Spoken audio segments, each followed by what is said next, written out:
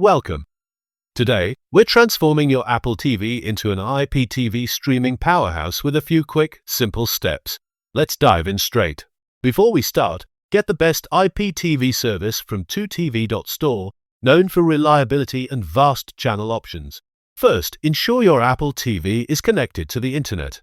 This step is crucial for downloading the necessary app for IPTV. Now head to the App Store on your Apple TV. We will search for an IPTV-compatible app to install.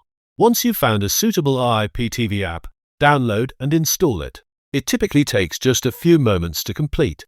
With the app installed, let's open it and proceed to setting it up using the login credentials from 2tv.store. Enter the login credentials provided by 2tv.store. This ensures you access their extensive selection of channels.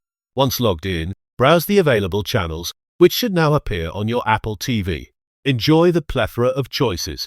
For any issues, the 2tv.store support is always ready to assist, ensuring a smooth viewing experience non-stop. Adjust preferences within the app, like parental controls or streaming quality, to customize your viewing perfectly. Now, sit back, relax, and enjoy the endless entertainment options at your fingertips, all thanks to IPTV on Apple TV.